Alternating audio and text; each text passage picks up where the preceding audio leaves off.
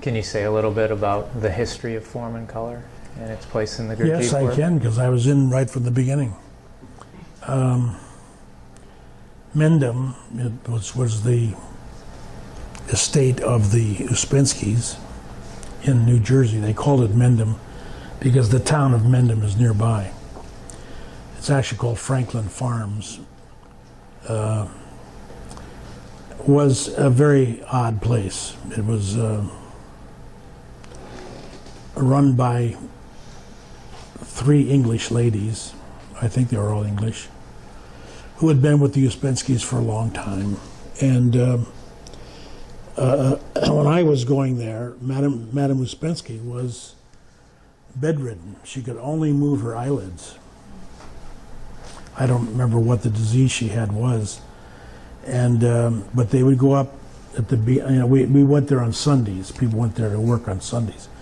And when we went up, she would take the names up to Madame Uspensky, lying in her bed, and say, we plan to have Mr. Ordahl in the vegetable garden. Is that all right? And she would blink, I think, once for yes and 2 for no, or something like that. So she was still involved. And but I got a 2-day headache every time I went there. I had to go to bed. Now maybe that was because I was brand new in the work. I had no foundation for, having these people. But they were austere is hardly the word. And it was an austere place. And it has peculiarities, real peculiarities. Like I was put on the manure pile, which was a promotion. I got there very quickly. I don't know what they saw in me. This guy belongs on the manure pile. So I went over there and with 2 other guys about my age in the work. And here it was. I don't know if you've ever seen a manure pile, but after quite a long while, it dries out, and it becomes just kind of like shale. Just shards, shale. So we're looking at it, and we don't, and all we have is pitchforks. And pitchforks have a tine here, a tine there, and a tine there, and big holes between, right? So we start to dig in this thing, pick it up, and it falls right through. So finally, one of the old timers comes by and he says, why aren't you working? And I said, well, it'd be better with shovels because this is dry. No. On the manure pile, we use pitchforks. So these guys actually tried to balance these chips. They're like this on the tines very carefully and carry them over to where they're supposed to go, and then let them drop. And usually they drop in between. And it was that kind of thing. It was weirdness. So then Madame Uspensky died, and we had a couple of years of going to the foundation on Sunday, and then we found out that they'd bought a property in Westchester County near the town of Armonk, so it was called Armonk, the property. It was a beautiful property, beautiful house, beautiful everything, beautiful grounds. So then we were told, a bunch of us were told, we were going to be in something called Form and Color. So we went there, and it turned out the only project at Armonk, the very first day at Armonk, where I'm sure Group 1 was there before, but not the hoi polloi, was Form and Color. And Madame herself was there, because it was her project. She created it. And she gave the direction, right that first day, she gave the direction. And the first words out of her mouth were, "Can I work from the whole of myself?"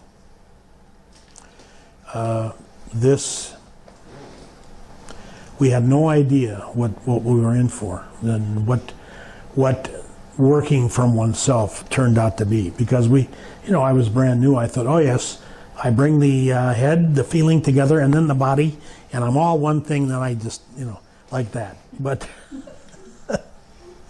that was just ridiculous, So we worked away that day, and then this was a dining room of not a mansion, but a big Westchester house. Westchester is one of the rich suburbs of New York. And we were painting on this wall. It had molding and everything. And we just stuck the pictures up on the wall, We were getting paint on the wall. It was one of those classic work kind of things. Well, I like it. I like the energy it brings of bluntness and honesty. I think that's really needed. I think maybe our Midwestern politeness gets in the way. We can't help it. I mean, it's kind of how I was raised, and most people I know aren't. We don't rustle feathers too much. So I don't know if it's because he's from New York or what. Have your feathers been ruffled at all? Yeah. Okay. Yeah, and I appreciated it. My ego was hurt a little bit, but it was really refreshing. I really enjoy people like that. As long as they're not malicious for out of anger, but you can tell right away. So I appreciated that a lot. When our kids were kids, we had a book of trolls.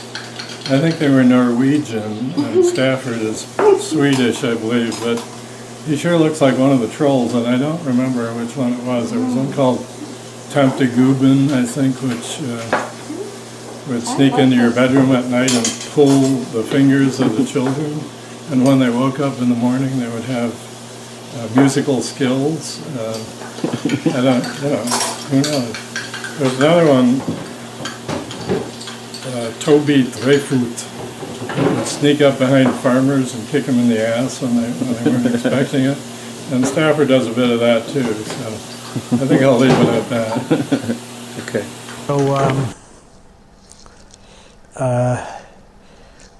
we never really knew what it was about. Even years later, we never really knew what it was about. And we knew that it wasn't from association. That much we knew. That if I thought it, no. It had to be something that didn't come from your head. We knew that. We knew that much. But how to do that or how to approach that, we never knew. We didn't know for years. And some people stood in, when we started doing it, finally we were out on a porch like this, with stone floor and bigger than this, and up on the wall, still up on the wall. And some people didn't make a move between the beginning at 9 o'clock and the coffee break. Not one move. They wouldn't move because they were afraid of doing the wrong thing. So they just did nothing. And the leader was very fierce. The leader, when Madam wasn't around. When she was around, she came in and looked at our work, but she didn't direct the work, except that one first day. But Mrs. Nyland, who was an illustrator, her professional name was Ilanka Karash, which is a Hungarian name. She was a Magyar. Another powerful, tiny woman. Power of 10 men.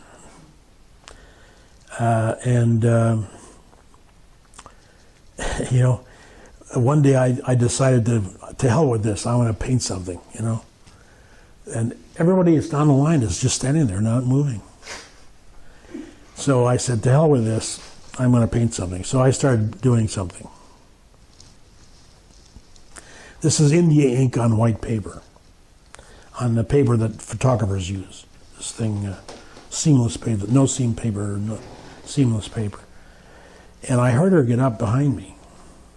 She sat in an armchair with a little table with tea and sugared ginger. And I heard her get up and come toward me, and you could hear her coming. She was very short. She was probably 4'3" or something.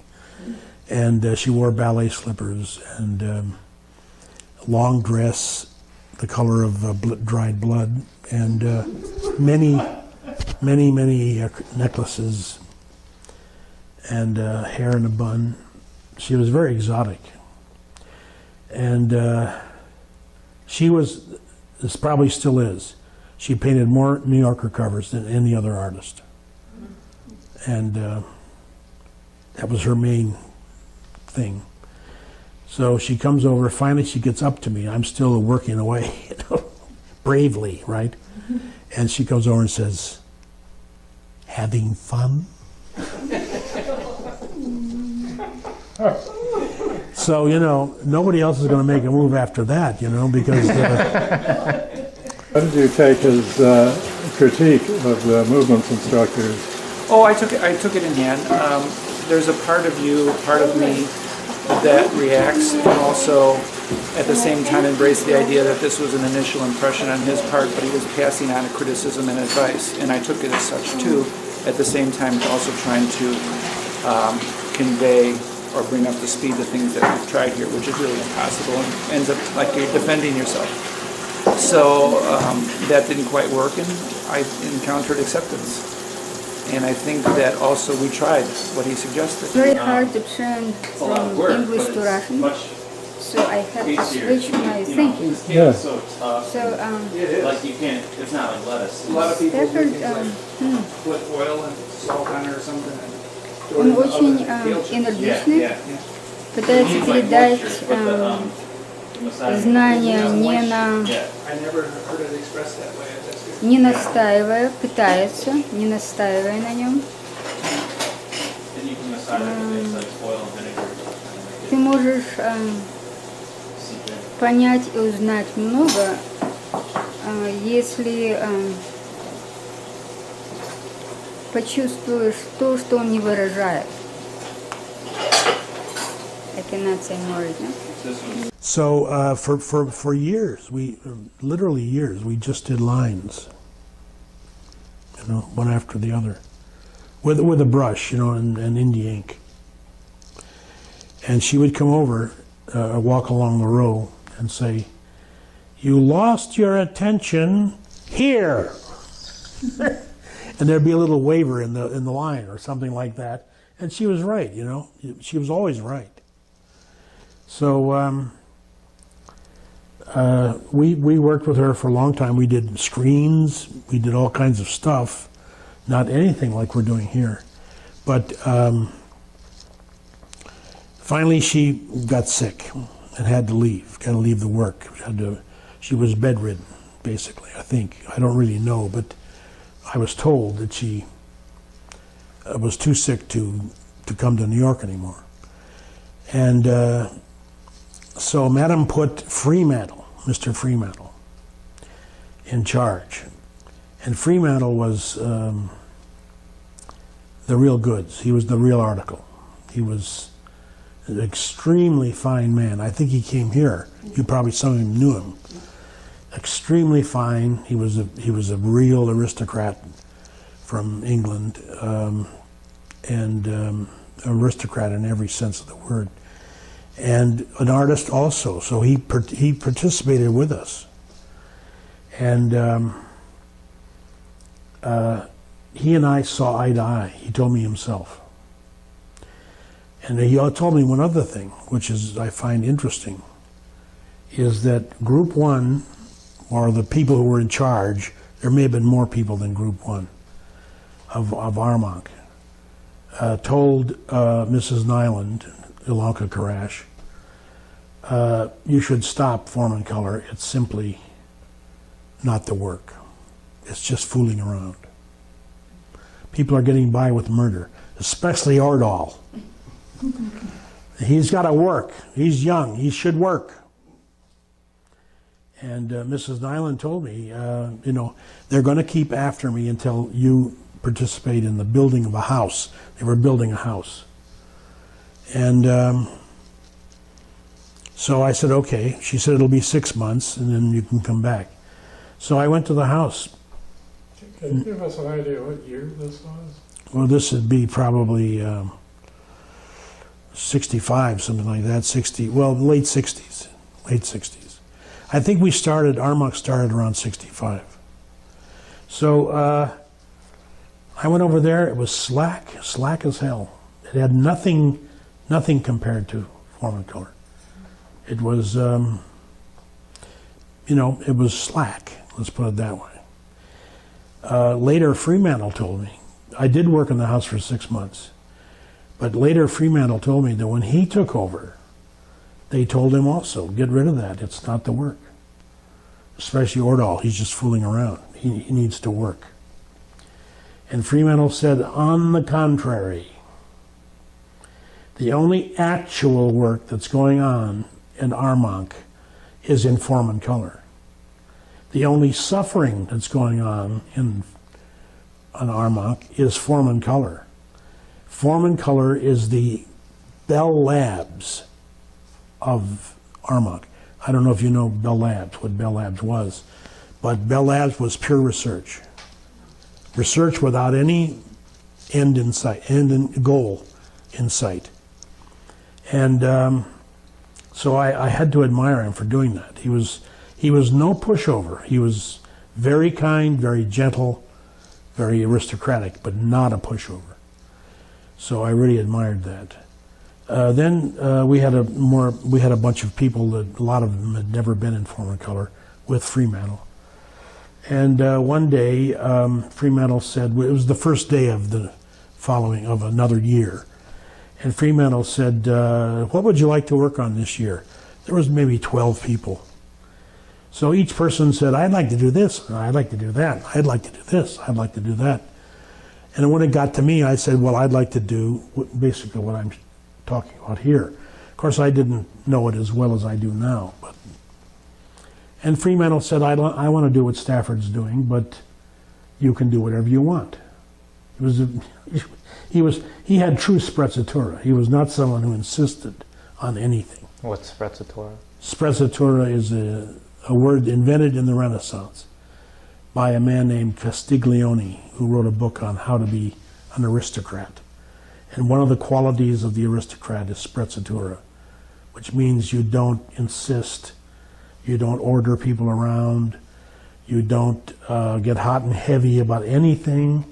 Everything is done with a light touch, and people do what you want them to, just because of your being, your sprezzatura. So he had it. I mean, you can't invent that. So that was another confirmation for me. That was a big day for me because someone confirmed the direction that I had taken.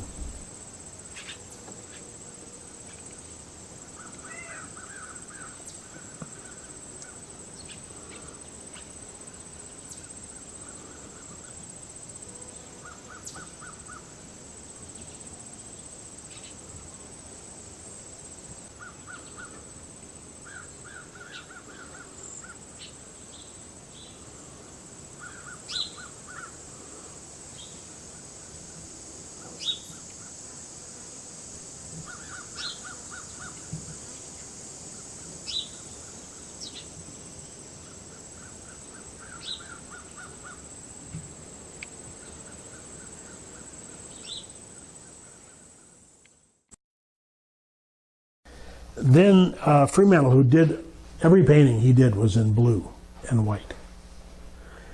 In fact, Dr. Welch bought a painting from him, and every time Fremantle came to dinner at their house, he would say, "When are you going to finish that painting?" Just needling him. But everything was vague, and he didn't hide the fact that he was painting castles on a hill overlooking a beautiful lake, and all that. I mean, it was like 19th century concepts, but painted in this very vague, foggy blue and white. So I had to go on a business trip, and I came back after a month. I think I had to be gone for a month. And here's Fremantle's painting. Shit brown. And baby poop yellow. I was shocked. You can't imagine how shocked I was. And I thought, what in the hell is going on? Did he just decide I'm finished with blue, now I'm going to do shit brown? Is that it? I couldn't figure it out. He's not the kind of guy you want to say, how's it going? What's happening, fella? You couldn't do that with him, or Lord Pentland, or any of those people. So I found out maybe 3 weeks later, he had cancer, bad cancer, and died fairly soon thereafter. So then I was left with Andre Eynard to have two people in charge, right? So if we can't make a decision, let's give it to both, right? That's the corporate way. They do it all the time. And that's what gradually leads corporations down, down, down. Committees, that kind of thing. Not good. Anyway, Eynard had never been in Formicolor. He didn't know what the idea was. And I'd suffered with it for, 20 years. And, no, not 20 years, 10, 15 years. So we have a big crowd, a lot of people from San Francisco. I feel like I've told this story already today. I did. You did, yeah. Anyway, it's a good story. Yeah. So we had this big crowd, 150 people at Armonk. Madam was there. That's why we had the crowd. And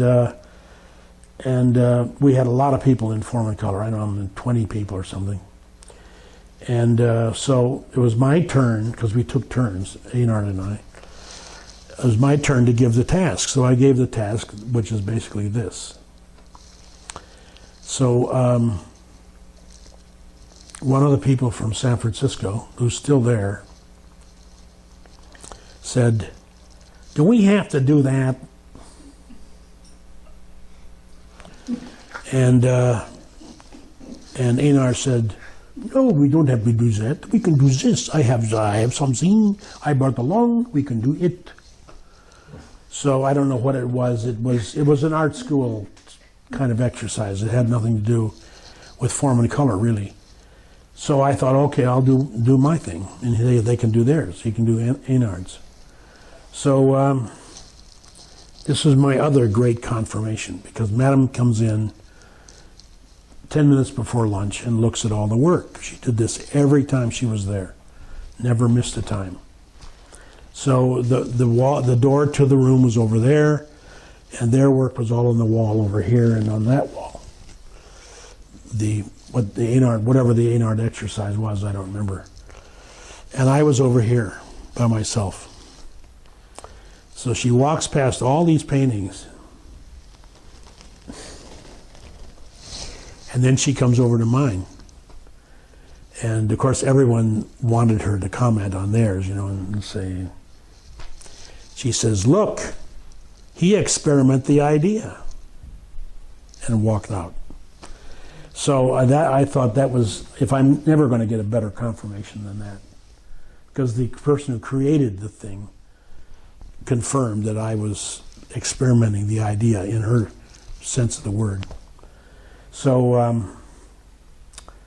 I didn't go back to Armonk after that. It was winding down anyway. But I thought, I'd been in it long enough, so I stopped going. Then they much later bought the lake. So. Big in the way he run.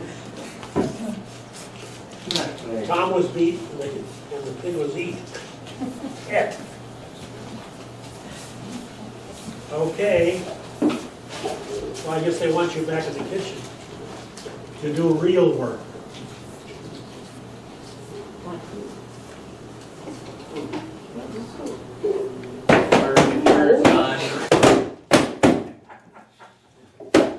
What's going on in there?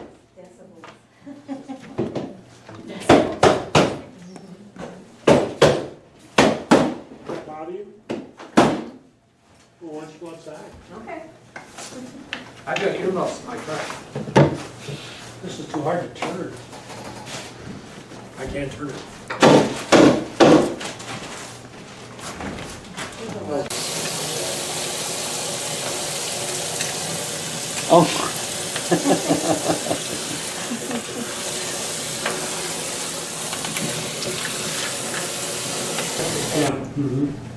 And so a lot of it was just taking my head up. I actually, like, sometimes I would look very closely at the brush as it would. That's good, that's Make very it, good, very good. And I would get an idea, but I would, no, I don't want to force this idea, so I would just pick So a your head random. kept going after you, right? So I kept fighting Is the that head right? idea, but like, Is that oh, right? yeah. Like kind of jabbering at you. Yes. Did it ever stop? Yeah, by the last two, the purple corner, in general, the last painting. Well, it looks like a battle. Yeah. It does. And it was a battle.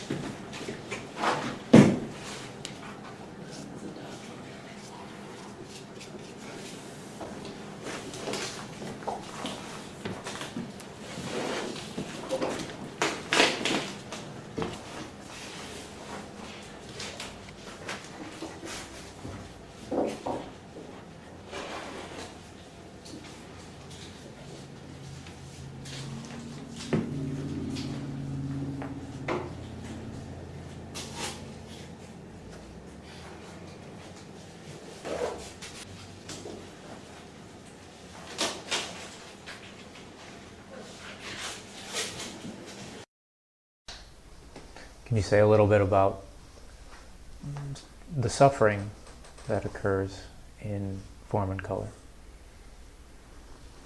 Well, yeah. The whole idea of form and color is to work from the unknown. That's it in a nutshell. And that can't be easy. No one is so practiced and so developed that they can simply live in the unknown. At least, now maybe Madam did, I don't know. I don't really know. It's a distant idea for most people to exist without knowing. It's very, very, very painful. Plus the fact that if I venture forth into the unknown, let's say like those guys going to across the ocean, Columbus and the others, Leif Erikson, across an ocean, not knowing where they're going to end up, and somebody even believed they would fall off the edge. So you imagine the terror, the urge to find safety is very strong. And now some people suffer more than others. Some don't seem to suffer so much, but others suffer a lot. And maybe they have something that is crying to be expressed, crying to be revealed, something about themselves. I don't mean a little fact or a little peccadillo that you did when you were or stealing apples when you were 6 years old or something. That's not it at all. It's that we don't know ourselves. We know that Gurdjieff told us that. We don't know ourselves. And if we venture into this unknown, things will be revealed. Now they can be quite powerful. They can be quite strong. And once you're into it, then you have to stick it out. So that can be a long process too. This is, I think, what Fremantle was referring to. It can be just the suffering of being on the unknown and not having the comfort of, I want to paint an apple. I love apples, for example. But it's also, I don't even have a word for it. It could be psychic phenomena, let's call it. I don't even know what to call it. Which can be presented, and you can't wish it away. Now the ego has held that down. The ego holds it down. The ego suppresses, and because the ego wants to maintain its dominion over the organism. So if the ego gets not pushed aside, you can't push the ego aside. The ego is stronger than you are, or me, than I am. And if you try to fight with the ego, you're going to get slapped down. The ego is strong, but if you can truly go into the unknown temporarily, of course, the ego doesn't like the unknown. The ego doesn't like to be in a position of not knowing. It likes to be in the position of knowing and controlling everything and knowing what to do, and just tell me what to do and I'll do it. Yes, I'm interested in the work, but tell me what it is, then I'll do it. So that's the ego's viewpoint. Once it steps aside, then there's nothing to suppress whatever there is. So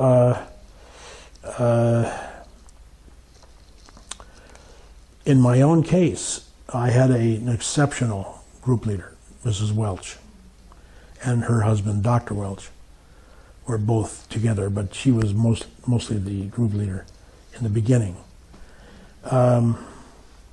She was kind, she was loving, she was extremely intelligent, she was interested in psychology, she was interested in Jung, and she permitted me to call her every single day for a year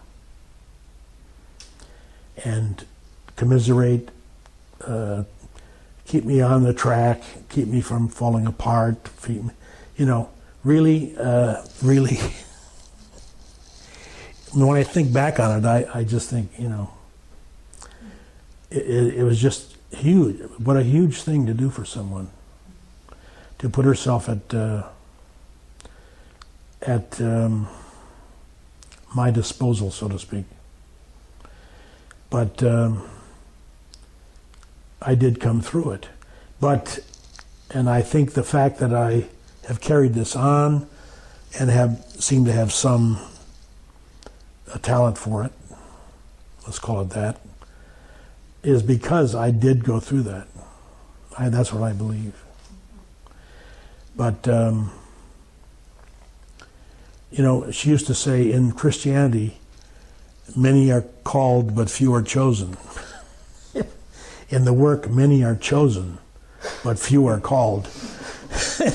And I think if you're called, you know, if you're called, you got a tiger by the tail for a while, you